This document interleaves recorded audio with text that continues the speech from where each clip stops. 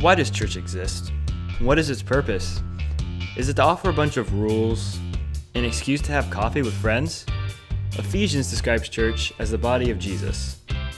Christians are a part of it.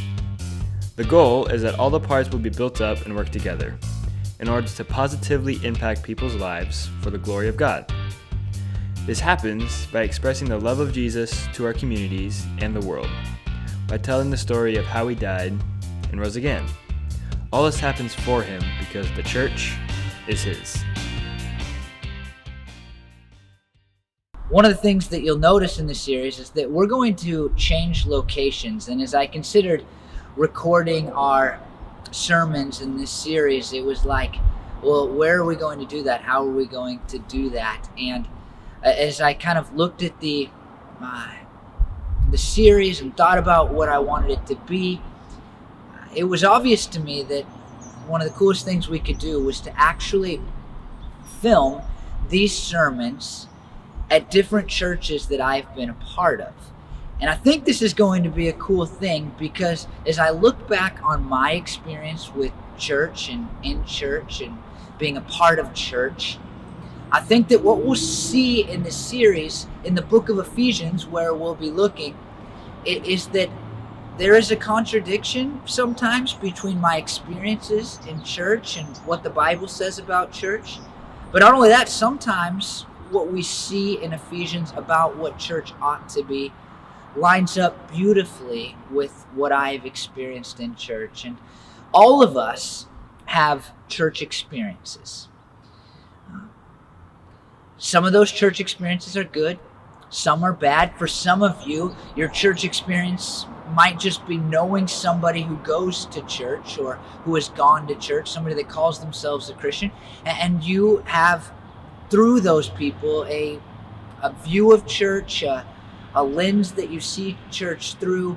You have a church of experience of sorts. And in Ephesians, we see this letter written by Paul that just places such enormous value and worth on what church is and really shows an incredible view of how we ought to see church, but even more, how we ought to do church. And I would add, and you'll see this throughout the series, why we ought to do church. The church that I'm standing at today is Dayspring Fellowship in Kaiser, Oregon, where I grew up. And Dayspring is actually the church that I attended for the longest period of time in my life, except for Creekside, our church here. Dayspring started in 1992, and we actually left a church in Salem called First Baptist to be a part of the church planting group here at Dayspring. We met in a little school for a long time, and then eventually purchased this property as a church, and we met in this gym that's over here on my right. And eventually, about the time that I was leaving Dayspring, this sanctuary here was built. And this church is a church that had a profound impact on my life. If you've been around at all, if you've ever been around for a Palm Sunday, you've heard me talk about how my memories of Palm Sunday as a kid are hitting beach balls in the air. That happened right in that gym right there.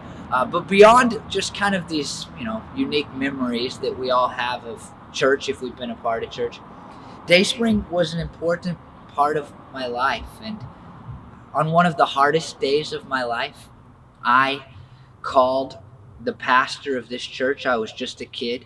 I called the pastor of this church, and he was in the offices that are behind the camera, and he prayed with me over the phone. And God helped me through that hard day. And part of the way that he helped me was simply through that prayer that Pastor Bruce Porter prayed with me.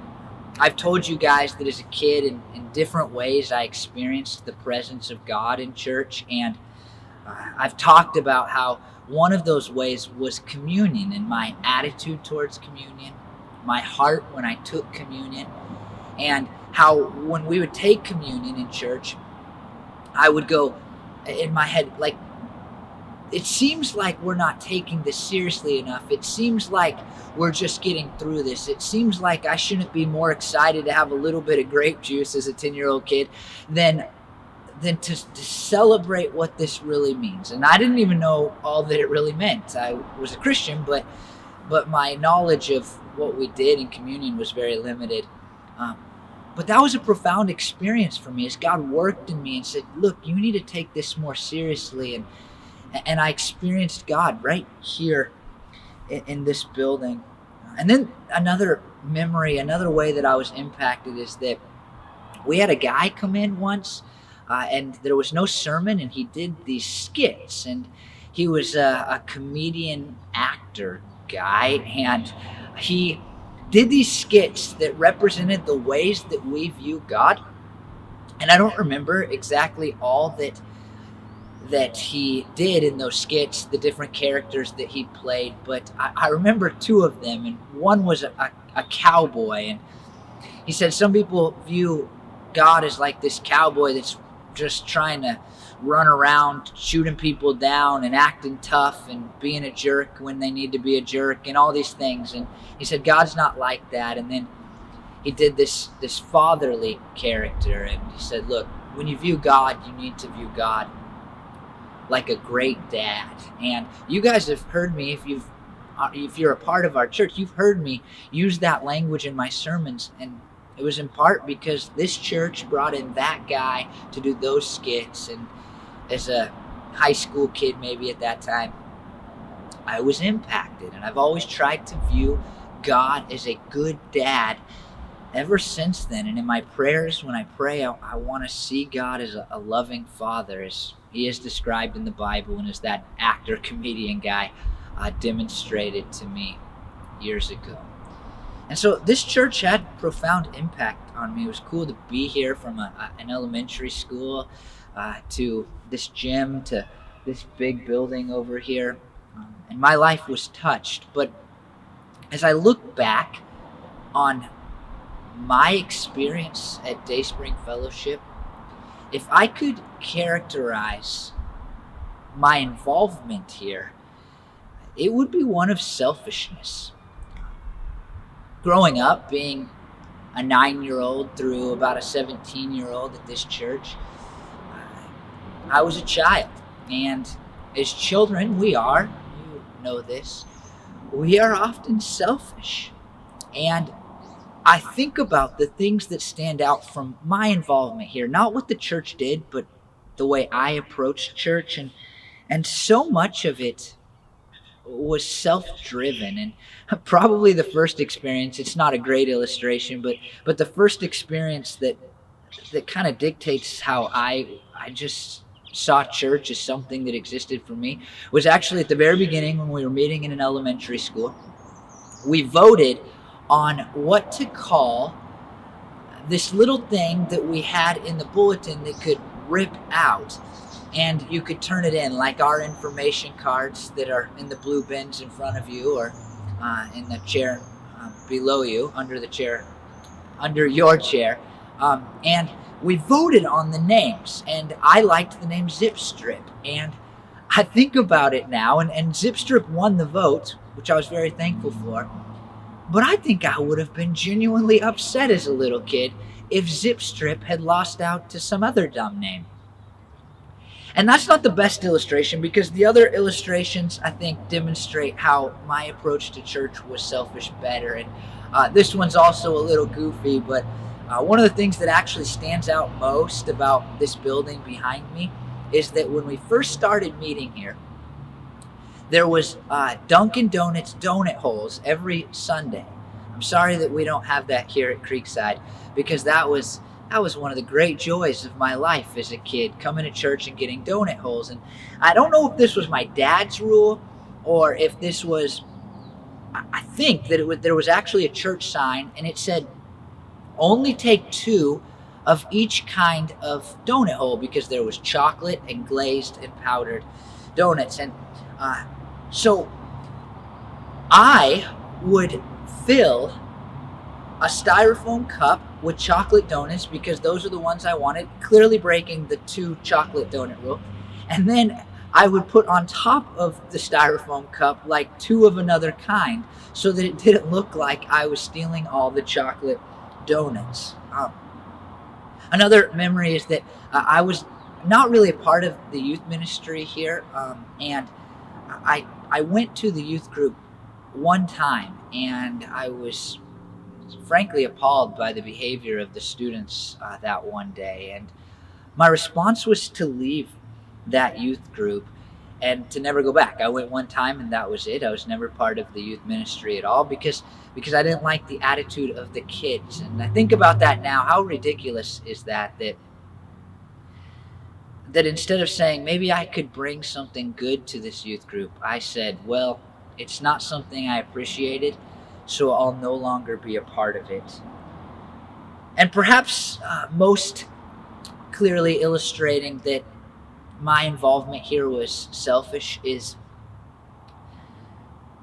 that what I remember about church and my post-church experience just about every Sunday when I was at this church is simply grading, judging, talking about how good or bad a sermon was and the music. Leave here, and especially as I got older, don't know really any difference when you're 9, 10, 11, but I was 14, 15, 16 years old. I'd walk out of this place, and my biggest question was not should my life be changed in any way because of that sermon. Did I do a good job of infusing love into the service and worshiping Jesus? Did I show other people that we were glad they're there? I would walk out and really, and this is sad to me now, but I would say, did I like the sermon? Yeah, it was a good one today. Good series of sermons, good stories, whatever, that the pastor used today. And was the music good? Did I like the songs? Did they hit the notes? Did we have the right musicians? And I think that my attitude here at Dayspring is reflective of the attitude of far too many American Christians in our culture today. I want you to think about, just for a second, your church experiences. And I want you to think about if you've treated your church involvement, your life in church, as if the church existed for you. I think that most people, at least to some degree, look at church as something that exists almost solely for their benefit. Even those of us who serve the church oftentimes fall into the trap of acting like the church exists for us. I think it's one of the reasons that people leave a church so quickly. They look at the church and they say, well, that church isn't meeting my need. They're like me with the youth ministry many years ago.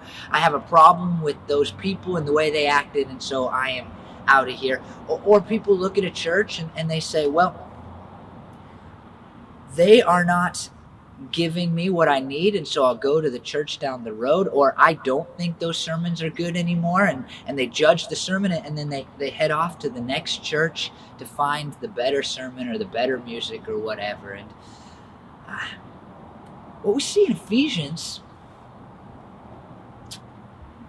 is the church doesn't exist for us. And the first sermon, the first passage that we're going to look at, the first sermon that I'm going to give, the first thing that I want to see in Ephesians about church is really what this series is all about, and that's this. The church is not yours, it's His. The church is not yours, it is God's. It is God's, and it has been given to Jesus. And I would just begin by saying, if that is true, then we should not approach church as if it is ours. In Ephesians 1:21, this is what we read. And God placed all things under His feet and appointed Him to be head over everything. This is referring to Jesus, and we picture sometimes Jesus as only a man who lived a couple of thousand years ago, and we think that this Jesus was this passive person who walked around and did miracles when people needed them. but really wasn't authoritative at all. And here in Ephesians, Paul, the apostle, says, look, here's something you need to know. Jesus sits as the head of everything because God has appointed him as ruler of all. In 1 Corinthians 15:25 through 27, it says, "For he must reign until he has put all the enemies under his feet. The last enemy to be destroyed is death. For God has put all things in subjection under his feet."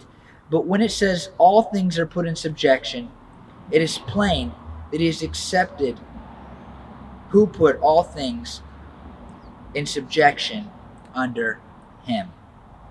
Now the question becomes, what things are under Jesus? I mean, what things does he have power and authority over? And all obviously means all, but what does Paul actually have in mind? And there's a few things that I think we need to have in our heads as we consider what it means for all things to be under the feet of Jesus. And the first is all elements. I mean, Jesus has power and authority over all nature. He has power and authority over the wind and the storms and the rain and the sunshine. He has authority over all of it. Jesus also has authority over all earthly kings and kingdoms and nations and powers. Jesus is over and above. He is the ruler of all those who are in authority. Jesus is also over all angels in heaven. He is over all spiritual forces. In fact, not just the good spiritual forces like angels, but also the demonic forces, fallen angels who have rejected and turned away from God. We ought not see Jesus as this man who used to live, who was passive, who did everything that everybody wanted. We ought to see Jesus as a man who did live, did miracles, died for our sins, rose again, ascended into heaven, and now rules and reigns over all. And in the next verse, we see why. For the church. Ephesians 1:21. For the church. This phrase means for the benefit of the church. Now that is some weighty, powerful, profound language. God has appointed Jesus to be head of everything, to have authority over all for this thing that we call church, for the benefit of church. Now let me be clear. I've already tipped my hat in this sermon and said, hey, the church doesn't exist for you, it exists for him, for Jesus. But let's be clear, there are about 1 million benefits of being a part of a church. And we are going to talk about some of those benefits over the next 5 weeks of sermons. We're going to see how valuable and important the church can be for our lives. And I've already said that this church behind me has had a profound impact on me. And as we look at other churches that I've been a part of, other churches that I've been connected to, we are going to see more how the church has impacted me. And I just stand before you, at least on camera, and I say to you today that the church has been the most important organization in my life.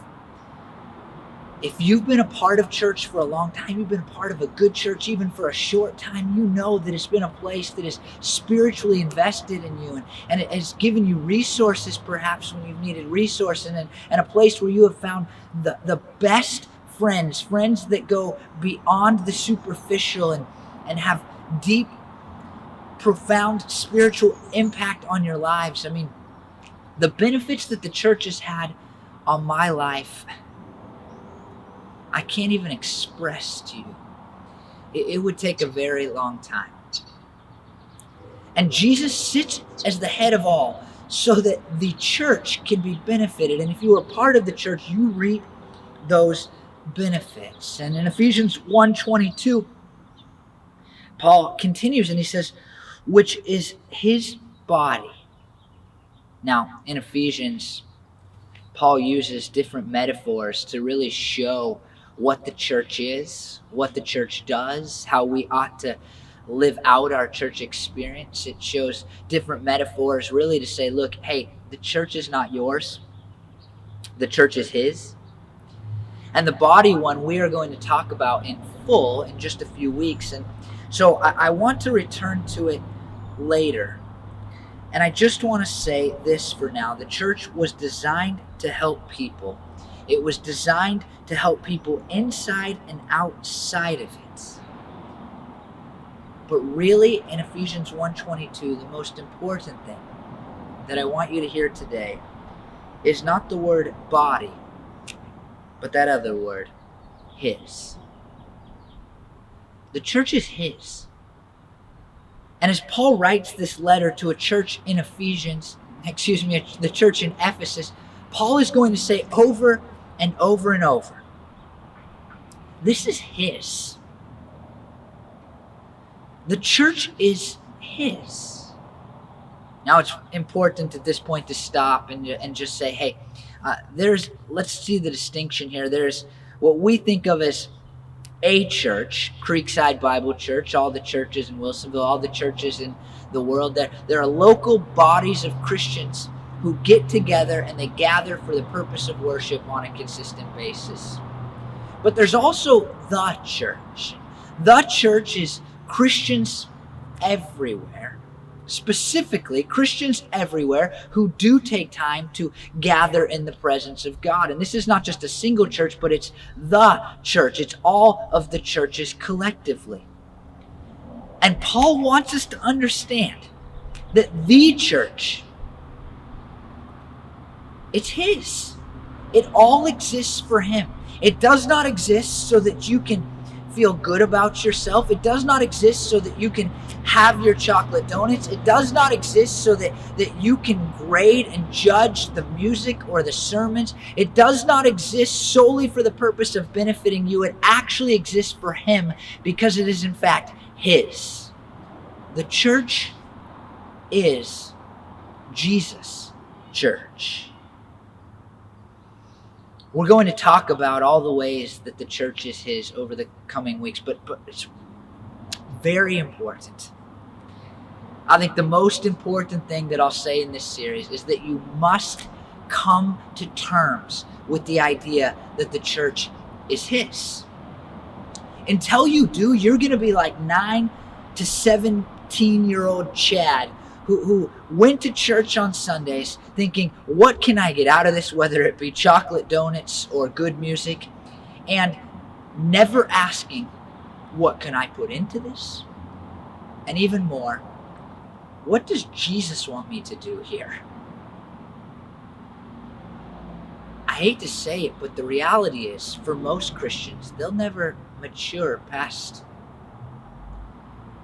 the experiences that I had here at Dayspring. They may not care about chocolates or donuts or the zip strip, but they'll live their whole church experience just saying, what is it that I get out of it? And if that is your approach to church, then church will never matter to you in the way that it can. And really, the church will never be all that it could be if you changed your mind. Now, here's the weight of it, because Paul says, look, the church is his body, and now I've really focused in on his and said, look, the church is his, but why does it matter if we approach church that way? Listen to what the rest of Ephesians 1:22 says. It says, the church is his body, the fullness of him who fills everything in every way. The Old Testament provides background for this. And in the Old Testament, we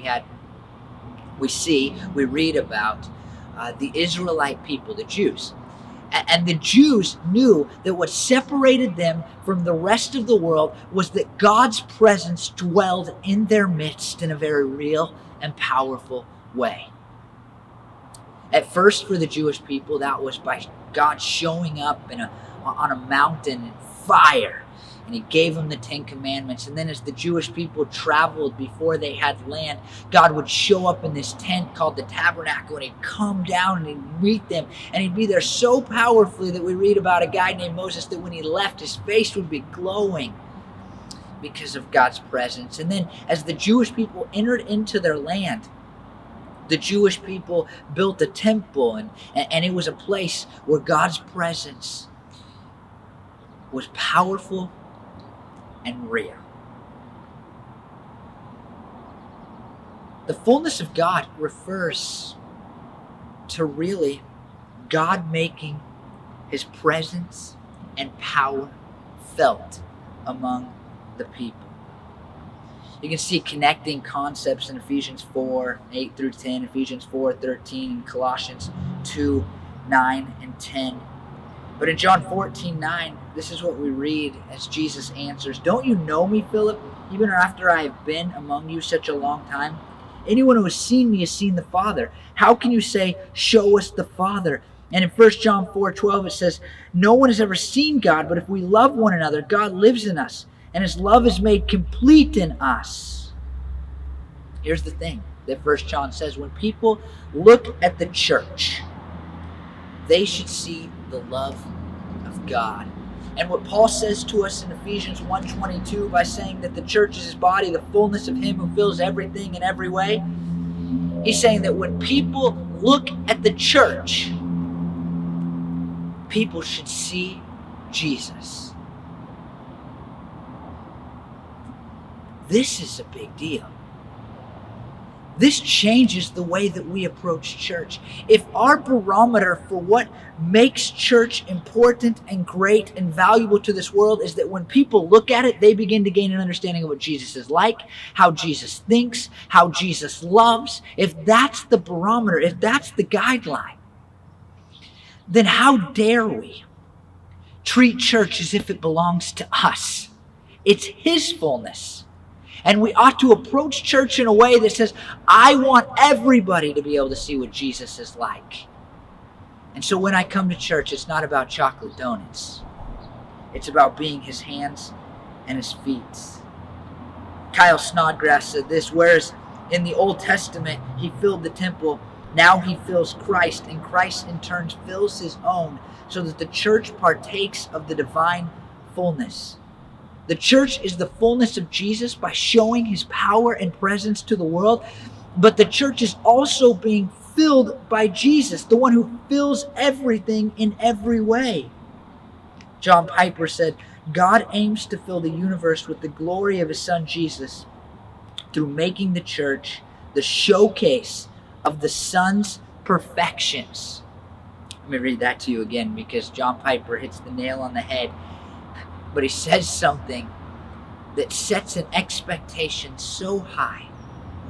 He says, God aims to fill the universe with the glory of his son, Jesus, through making the church the showcase of the son's perfections.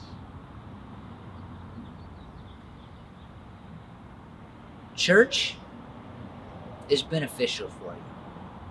It's important, it's valuable. We'll see that when we talk about the church being his body, when we talk about the church being his family, when we talk about the church really being his building. I mean, there are a ton of benefits for you in church. But the church is not yours. The church is his. The church is Jesus's. The church is God's. And when we see that the church exists in large part to show the world the power and presence of God, to show the world what God is like, then we can't treat the church as ours. We must treat the church as his. When we know that the church is the fullness of him who fills everything in every way, then it must change church from being about getting the zip strip named, chocolate donuts, grading sermons, making sure that the youth group is exactly what you want it to be, to something so much bigger and so much more important. Here's my hope for this sermon. My hope is that it will be the setup sermon for the rest of this series. And that it will set up the rest of this series by causing you to truly believe that the church is not about you. It's about Him. Because nothing else that we say, that I say in this series will matter at all if you approach church like I did when I was at this church. You will spend your entire church life asking what you can get out of it if you continue to think that the church is yours. And so this morning, all that I want, the decision that I am asking for, is for you to say in your heart and maybe to God through prayer, God, I want to stop treating church as if it is mine because I see that it is yours. Now look, it's natural to be selfish. It really is. What changed me and how I approached church was that at 17 years old, I realized how terrible of a sinner I am.